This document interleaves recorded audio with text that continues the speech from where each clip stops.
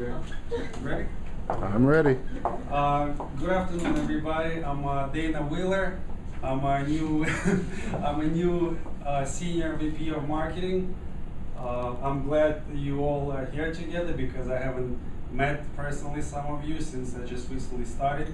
I wanted to go over of what a great company I've joined and what we're all about. What's the purpose of this meeting? TFC is a great company that was started in 1996, and right from the beginning we've been making a lot of money. Our revenue streams have been consistent and successful.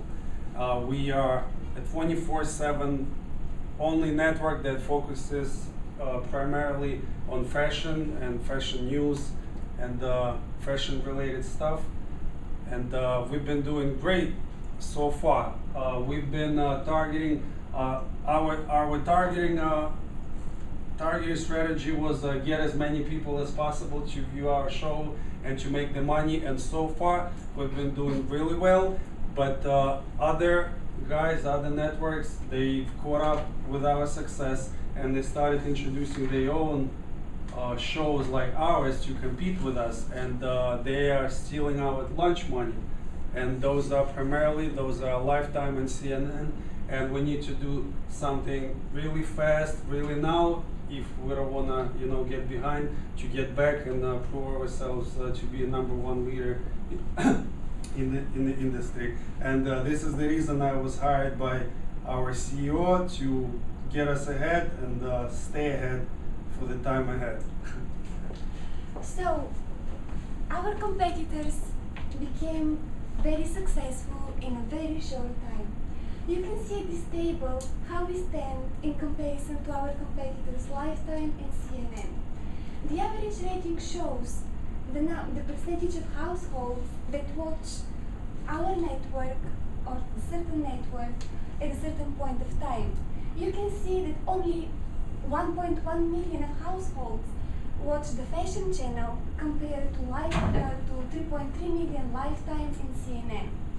We also rate lower than our competitors on consumer satisfaction with our network. We have the perceived value of our network is lower, and the consumer interest in viewing our network is lower. So, what does it mean to us? The impact of our competition. These ratings are used by cable affiliates to determine the price they would pay for a network. Lower ratings mean that will be included in a less appealing package that would be delivered to less households, and in this way Lifetime and CNN would be viewed in more households than the fashion channel. These ratings are also used by the advertisers to determine the price they would pay for a unit advertising price per unit. From my recent conversation with the Senior Vice President of Advertising, Mr. Norm Frazier, he alarmed me that currently Lifetime is stealing a lot of ad buys from the fashion channel because they're attracting a lot of younger demographics, and CNN is stealing a lot of male viewers. He warned that if we do not do anything right now, our price per advertising is going to drop by 10%. Basically, we are going to lose our distribution support. We need to implement a new segmentation strategy right away in order to keep up with our competition. As we move forward, we have 3 different paths we can follow. The first one is to maintain our broad appeal, which is in essence what we're doing currently. The benefits of this would be that we find the premium group of women aged 18 to 34 in all areas, in all demographics that we broadcast to, and it could also deliver us a ratings boost of up to 20% if we invest enough in it. Of course, the drawbacks are what has been shown in previous slides, which is that projections show a decrease in CPM if we stay on this path. There's also the risk that competition could further erode our pricing. Also, in order to deliver the ratings boost, we have to crank up our advertising, campaigning, as well as introduce new programming. The second scenario would be to focus on fashionistas. The benefits of this would be, this is a very strong group in the premium 18 through 34 age group. So this is going to increase the value of our audience to advertisers. And projections show that this would also lead to an increase in CPM, a very significant increase in CPM. The cons are that it represents only 15% of households, so it's a pretty small group. We would also need to spend $15 million on new programming. The third and final one is to target fashionistas as well as planners and shoppers.